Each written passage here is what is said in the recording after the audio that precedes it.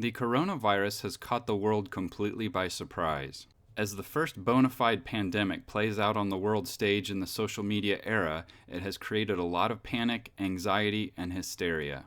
After only a few months, we've all been forced to make uncomfortable and unprecedented decisions in order to stop its spread. And it's not over yet.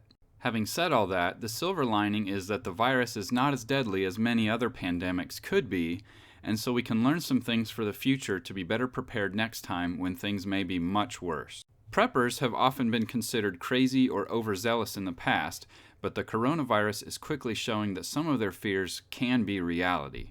So it is safe to say at this point that our way of life in the year 2020 is a lot more fragile than any of us would like to admit. Public panic can create gasoline, food, and supply shortages as those who are unprepared rush out to prepare at the last minute. Politicians and government officials are no better prepared than we are. And as they are forced to make major decisions quickly, they're going to err on the side of caution and impose restrictions and regulations that change the way we operate on a daily basis. Businesses will also quickly change offerings and services to protect their public image, and healthcare systems will quickly be overwhelmed and overloaded. These flames of panic are stoked by the media, both news networks and social media. Panic creates clicks and views and ratings. That's just an unavoidable fact of life these days. Panic can affect our lives on a small scale at the local level, with meteorologists warning about snowstorms or tornadoes or hurricanes.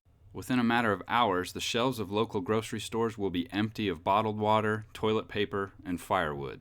And the coronavirus is showing us that this hysteria can spread over the entire world, too.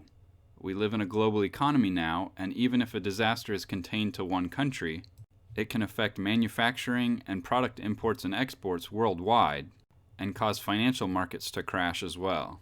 And if it lasts long enough, it can cause a global recession affecting millions of people and their jobs. So I would encourage everyone to become a little more prepared.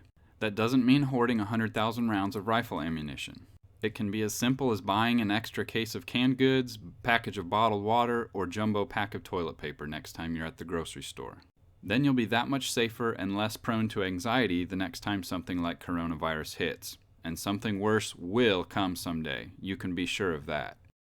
Thanks for watching this video. Please hit subscribe for more prepping content in the future.